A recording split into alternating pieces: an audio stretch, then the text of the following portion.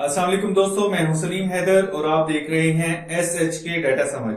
हमने school management पे पीछे काफी वीडियोस बनाई है जिसमें मेन चीज थी कि पूरे स्कूल का टाइम टेबल कैसे बनाया जाए, वो मैंने आपको सिखा दिया, जिसमें क्लास का और टीचर का टाइम टेबल भी आप देख सकते हैं। उसके अलावा हमने स्कूल मैनेजमेंट में फी मैनेजमेंट जो सबसे बड़ा टॉपिक था वो देखा कि उसकी डेटाबेस कैसे बनाई जाए, उसकी ऑटोमेटिकली रसीदें कैसे जनरेट की जाए और उसका रिकॉर्ड कैसे मेंटेन किया जाए। इसके बाद हमारा अगला टारगेट था कि बहुत से स्कूल्स, कॉलेजेस में, यूनिवर्सिटीज में फी वाउचर्स प्रिंट करके दिए जाते हैं। कुछ में ऐसा होता है कि फॉर्म्स होते हैं खाली, और स्कूल वाले केसेस में ये होता है कि आपको बने बनाए और उसमें नाम, क्लास और फी वगैरह सारा कुछ लिखा होता है। इस तरह के वाउचर दिए जाते हैं और वो 3 उसके हिस्से होते हैं जिसको परफोरेटेड फॉर्म्स बोलते हैं। तो एक जो है वो स्कूल के रिकॉर्ड में जाता है, एक बैंक के लिए होता है और एक स्टूडेंट के लिए होता है। तो ये काम ऑटोमेटिकली कैसे होता है और किस तरह आप ये 3-3 फॉर्म एक ही दफा में जनरेट कर सकते हैं, क्योंकि आपने ये काम हर महीने करना होता है। तो इस वीडियो को एंड तक जरूर देखिए, लेकिन उससे पहले आप मेरा चैनल भी सब्सक्राइब कर लें और बेल आइकॉन भी प्रेस कर लें। तो दोस्तों, आज की एक्सरसाइज के लिए वो वाली फाइल है जो कि हमने फी डेटाबेस में फाइनल की थी। तो ये वो फाइल है, इसका लिंक नीचे डिस्क्रिप्शन में दिया होगा, वहां से आप इसको डाउनलोड कर सकते हैं। तो इसमें जो हमारे लिए सबसे रेलेवेंट टेबल है वो ये वाला टेबल है स्टूडेंट्स का। ये टेबल कैसे बना, तो इसके लिए मैं ऊपर लिंक दे रहा हूं अपनी पिछली वीडियो का, जिसमें हमने ये टेबल क्रिएट किया था। इसमें बेसिकली हमारे पास स्टूडेंट्स का रोल नंबर, नाम, फादर्स नेम और क्लास आ रही है। ये जाहिर है आपको पहली बार पंच करना पड़ेगा, और उससे आगे की जो चीजें हैं, डिस्काउंट भी जाहिर है आप हर एक को एक जैसा नहीं देते, तो ये भी पंच करना होगा कि किसी स्टूडेंट को अगर डिस्काउंट आप दे रहे हैं तो वो कौन सा डिस्काउंट है, कितना है। आगे की जो चीजें हैं वो हमने एक फी का स्टैंडर्ड टेबल बनाया था, क्योंकि स्कूल्स में या कहीं भी कॉलेजेस में इस तरह होता है कि एक क्लास के लिए एक स्टैंडर्ड फीस डिफाइन की जाती है, और उसमें अगर मुख्तलिफ कैटेगरीज हो स्टूडेंट्स की तो उस हिसाब से भी वो एक स्टैंडर्ड फीस ही होती है। तो ये हमने यहाँ पे बना दी, और फिर वी लुकअप फॉर्मूले की मदद से हमने यहाँ पे उठा लिया क्लास के रेफरेंस से। तो इसका फायदा ये होगा कि अगर किसी क्लास की फीस चेंज होती है तो हमें सिर्फ यहां पे चेंज करनी होगी, हमारे फीस वाले यानी कि स्टूडेंट वाइज जो फीस है उस टेबल में खुद ब खुद उठ के आ जाएगी। तो यहाँ पे हमारे पास फीस आ गई है, इसको हमने एक्सेल टेबल फॉर्म में पहले ही कन्वर्ट कर लिया है। अब यहाँ पे हम क्या करेंगे कि इसका 2-3 कॉलम हमने नए क्रिएट करने हैं जो कि हमें फीस वाउचर के अंदर चाहिए। तो उसको क्रिएट करने से पहले मैं बता दूं कि हमारे पास एक वर्ड में भी फाइल तैयार है जो कि उस वाउचर का फॉर्मेट है। मैं आपको दिखा देता हूं। तो ये वाला फॉर्मेट है जिसमें 3 हिस्से हैं, एक आपका बैंक के लिए है, एक स्कूल के लिए और एक स्टूडेंट के लिए। तीनों बिल्कुल सेम है। अब हमारा टारगेट ये है कि हम एक पेज पे एक स्टूडेंट का वाउचर क्रिएट करें और अगले पेज पे अगले स्टूडेंट का वाउचर क्रिएट हो, और वो ये ऑटोमेटिकली हो जाए।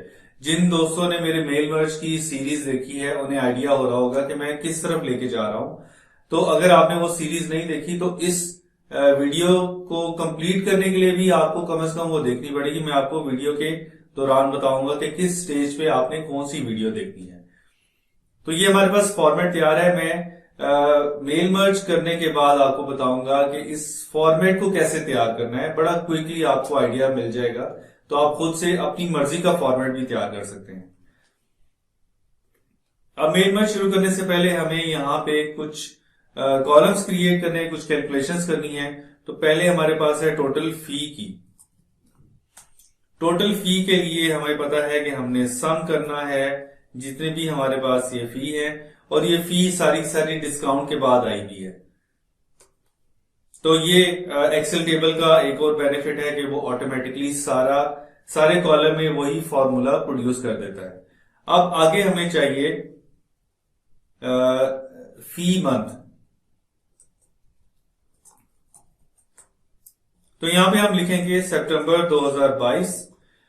तो उसने इसको ऑटोमेटिकली डेट फॉर्मेट में कन्वर्ट कर दिया है। तो कंट्रोल 1 प्रेस करके आप इसका डेट फॉर्मेट अपनी मर्जी का कर लेंगे, जिसमें हमें सिर्फ मंथ और ईयर चाहिए। तो ये हमारे पास है, इसको हम सारे सेल्स पे कॉपी कर लेते हैं डबल क्लिक करके, क्योंकि ये सारे बच्चों के लिए एक ही जैसा रहेगा। और इसके साथ साथ हमें चाहिए कि हम किस डेट पे वाउचर जनरेट कर रहे हैं, तो वो भी सारे बच्चों के लिए एक ही होगा, क्योंकि एक ही दिन में ही वाउचर जनरेट हो रहे होंगे। तो हम यहाँ पे लिखते हैं डेट, और इधर हम टुडे का फॉर्मूला लगा देते हैं, क्योंकि जिस दिन ये वाउचर जनरेट हो रहा है ये उसी दिन की डेट आनी चाहिए। और कंट्रोल 1 करके हम भी इसको डेट फॉर्मेट उठा लेते हैं, जो कि हमारा फेवरेट डेट फॉर्मेट है। अब एक और कॉलम जो हमें क्रिएट करना है वो है इनवॉइस नंबर, बिल नंबर। तो बिल नंबर हम इसको कहेंगे कि जब आप बिल जनरेट करते हैं तो वो उसका रिसीवेबल बुक होता है, अगर प्रॉपर अकाउंटिंग हो रही है। वैसे स्कूल्स में इस तरह होता नहीं है, तो आप चाहें तो बिल नंबर ना जनरेट करें और चाहें तो कर लें। वैसे इसका फायदा होता है कि अगर आपने रेफर करना हो कि ये किस बिल के अगेंस्ट आपने फीस जमा की है, तो आपको पता चल जाएगा। तो इधर हम लिखेंगे इक्वल टू रोल नंबर, फिर %, फिर इन्वर्टेड कॉमा में डैश, फिर %, फिर हमें चाहिए होगा मंथ का नंबर, तो ये 9वां महीना है। फिर हम लिखते हैं %, और फिर डैश डालेंगे इन्वर्टेड कॉमा में, और फिर %, और यहां पे हम लिखते हैं 2022। तो ये एक ऐसा यूनिक नंबर है जो कि हर दफा डिफरेंट होगा। अगले महीने ये बाकी नंबर यही होगा, लेकिन 9 की बजाय 10 आ रहा होगा। तो स्लिप्स के नंबर आपस में मिक्स नहीं होंगे।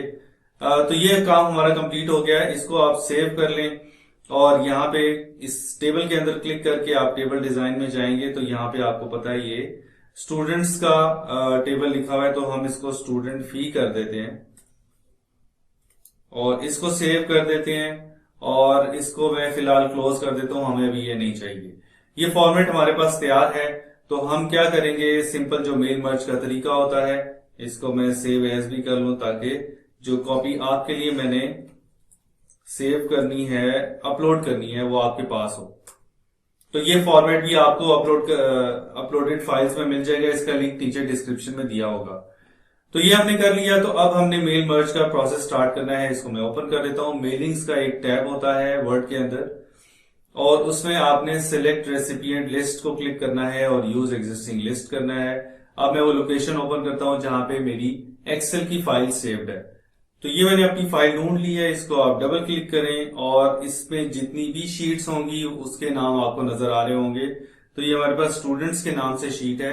वैसे इसके अंदर मेरे हिसाब से टेबल के नाम आए तो ज्यादा बेहतर होगा। मे बी अगर माइक्रोसॉफ्ट को ये पैगाम पहुंचता है तो इसको जरूर कंसिडर कर लें।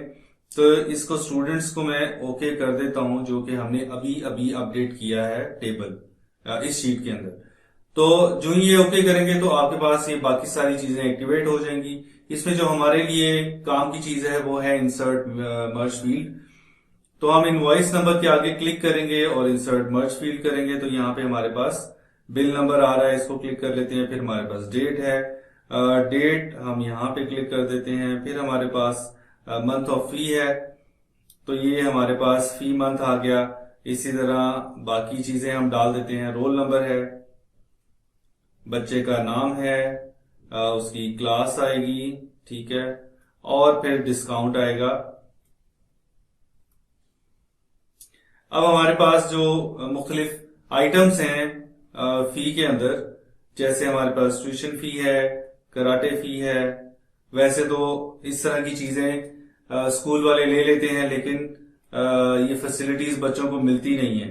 बहरहाल ये वो काम है जो कि हो रहा है, हर जगह हो रहा है, सारे के सारे प्राइवेट स्कूल्स में भी हो रहा है और अच्छे अच्छे स्कूल्स में भी हो रहा है। तो इसका इलाज तो कोई नहीं है। फिलहाल हम वो काम कर लेते हैं जो कि हमारे बस में है। तो अब टोटल का भी हम यहाँ पे लिंक लगा देते हैं, टोटल फी। वैसे मैं किसी दफा आपको बताऊंगा कि जी वर्ड के अंदर भी टोटल का फॉर्मूला लगाया जा सकता है, लेकिन अभी हमारा टॉपिक डिफरेंट है। तो ये अगले पेज पे जा रहा है, इसकी टेंशन नहीं लेनी। इसी तरह आपने ये बाकी तीनों भी एक दफा फिल कर लेने हैं। तो मैं ये फिल करके आपसे मिलता हूं। तो हमने तीनों के अंदर जो मर्ज फील्ड्स हैं वो इंसर्ट कर दी हैं। अब हमें पता है कि सिंपली हम मेल मर्ज में जाके एबीसी को क्लिक करेंगे तो हमारे पास पहले स्टूडेंट का रिकॉर्ड आ जाएगा। ये देखें 100 नंबर उसका रोल नंबर है, तो यहाँ पे उसका इनवॉइस नंबर भी आ रहा है और रोल नंबर भी आ रहा है और उसका नाम और सारी चीजें आ रही है हमारे पास। अमाउंट्स भी आ गई हैं, उसका डिस्काउंट भी आ गया है। और एक चीज आपको जरूर नजर आ रही होगी कि भाई ये इसके फॉर्मेट बड़े अजीब से हैं। नंबर का फॉर्मेट कुछ और है, ये आपके परसेंटेज का फॉर्मेट बिल्कुल ही कुछ और है, और डेट का शुक्र है फॉर्मेट उसने सही उठा लिया है। तो ये नंबर और परसेंटेज और डेट का फॉर्मेट अगर आपके पास ठीक नहीं आ रहा हो तो मैं ऊपर लिंक पे आपको दे रहा हूं। मेरी एक वीडियो है मेल मर्ज की टिप्स के ऊपर, सेटिंग्स के ऊपर। नीचे मैं डिस्क्रिप्शन में भी उसका लिंक दे दूंगा, तो आप वो वीडियो देख लें। तो आपको जितने भी ये आइटम्स हैं, डेट है, परसेंटेज है, अमाउंट है, उसकी फॉर्मेटिंग करना पता चल जाएगी वर्ड के अंदर, क्योंकि ये हर दफा आपको इस तरह सही चीज उठा के नहीं देता। तो जब आपके पास ये काम हो जाए तो हम उसमें भी टाइम जाया नहीं करेंगे, आप उस वीडियो को रेफर कर सकते हैं। इस काम करने के बाद आपने सिंपल ये करना है कि आपने मेलिंग्स में जाके जब आप श्योर हो जाए कि जी आपने सारा कुछ कर लिया और सारी फील्ड्स उठाई हैं, तो यहाँ पे आपने फिनिश और मर्ज देखा होगा। वैसे आप ये स्क्रॉल करके एक एक करके देख सकते हैं अगर आपको जल्दी से देखना है। और अगर आप कंप्लीट कर चुके हैं काम और सारे डॉक्यूमेंट्स एक ही दफा बनाना चाह रहे हैं तो प्रिंट डॉक्यूमेंट करेंगे तो ये सीधा प्रिंटर पे चला जाएगा। और अगर आप एक एक डॉक्यूमेंट अलहदा से जनरेट करके फिर प्रिंट करना चाहते हैं तो वो भी काम हो सकता है। एडिट इंडिविजुअल डॉक्यूमेंट, ये आपसे रेंज पूछेगा कि किस रिकॉर्ड नंबर से लेकर किस रिकॉर्ड नंबर तक आपने करना है, और हम कहते हैं ऑल, ओके करेंगे तो ये प्रोसेस करेगा और ये सारा रिकॉर्ड उठा के आपको जनरेट करके देगा एक नई वर्ड फाइल में। ये भी अच्छी बात है कि जो आपकी मेल मर्ज वाली फाइल होगी वो वहीं पे पड़ी रहेगी और ये नई फाइल जनरेट करेगा जिसमें इंडिविजुअल डॉक्यूमेंट्स है। इसमें मैं आपको, और अगर हम यहीं पे इसको देखें, इसको मैं साइज छोटा कर लेता हूं, तो ये देखें सारे के सारे आपके डॉक्यूमेंट्स जनरेट हो गए हैं। ये हर पेज पे अलहदा स्टूडेंट का एक वाउचर आ रहा है। तो अगर आप इसका साइज छोटा करें तो एक पेज पे 2 भी ला सकते हैं, उसका एक अलहदा तरीका होगा। लेकिन फिलहाल हम कह रहे हैं कि काम आसानी से हो जाए और आपकी जान बख्शी हो जाए जो हर महीने आपको ये ख्वारी काटनी पड़ती है। तो ये काम हमारा हो गया, इसको आप प्रिंट करें और बस अल्लाह खैर सलाह। अब हम आपको बता देते हैं कि ये जो फॉर्मेट है ये किस तरह तैयार हुआ है। इसमें कोई साइंस नहीं है, सिंपल एक टेबल है और उसके बॉर्डर्स की सेटिंग है। मैं आपको जनरली बता देता हूं जल्दी से, ताकि आप जिन लोगों को बिल्कुल आइडिया नहीं है उनको आइडिया मिल जाए। तो मैंने एक ब्लैंक डॉक्यूमेंट जनरेट किया है, न्यू डॉक्यूमेंट ओपन किया है। इसमें सबसे पहले आप लेआउट में इसको ओरिएंटेशन इसकी लैंडस्केप कर लें, तो ये हमारे पास लैंडस्केप ओरिएंटेशन हो गई। मैंने अपने जो फॉर्मेट बनाया था उसमें 26 कॉलम थे और 22 रोज थी। तो मैं यहां पे जाऊंगा इंसर्ट के अंदर और टेबल के अंदर, और इंसर्ट टेबल में करूंगा और यहां पे मैं उसे कहता हूं कि 26 कॉलम्स हों और 22 रोज हों और ओके। तो इस तरह की एक ग्रिड आपके सामने आएगी। उससे पहले हमने 5-6 आप लाइंस छोड़ दें जिसमें आप लिखेंगे अपने स्कूल का नाम, जैसे मैंने लिखा था SHK डेटा समझ एनालिटिक्स, जो भी आपके स्कूल का नाम है वो आप लिखेंगे यहाँ पे। और फॉर बैंक ऊपर आपने लिखना है फी वाउचर, तो वो भी लिख लें। तो फी वाउचर फॉर बैंक, इस तरह करके आप इसकी कॉपी बनाएं और यूं पेस्ट करेंगे स्पेस देके। तो चूंकि ये एक ही कॉलम है फिलहाल, तो आपको इस तरह करना पड़ेगा, वरना इसमें 3 कॉलम की सेटिंग हो सकती है, लेकिन उसको मैंने टेस्ट नहीं किया। तो आप अगर टेस्ट करें तो मुझे फीडबैक जरूर दें कि अगर कॉलमर इसको बनाना है तो क्या करना पड़ेगा। तो यहां तक हमारा काम हो जाएगा। इंसर्ट से जाके आप अपने स्कूल का लोगो पिक्चर के जरिए इंसर्ट कर सकते हैं, तो वो भी कोई बड़ी बात नहीं है। अब यहां पे आपने सेटिंग करनी है अपने कॉलम्स की। तो जनरली मैं आपको बता देता हूं कि मैंने किस तरह सेटिंग की है। लेआउट में पहले जो 2 हमारे कॉलम्स हैं उसको मिनिमम साइज रखा है, फिर जो अगले दो कॉलम है वो 5 के हैं, फिर ये 7 का है और ये भी 7 का है। फिर हमारे 5 कॉलम हैं जो मिनिमम है साइज के। मैं आपको बता भी देता हूं कि ये क्यों मैंने किया है इस तरह।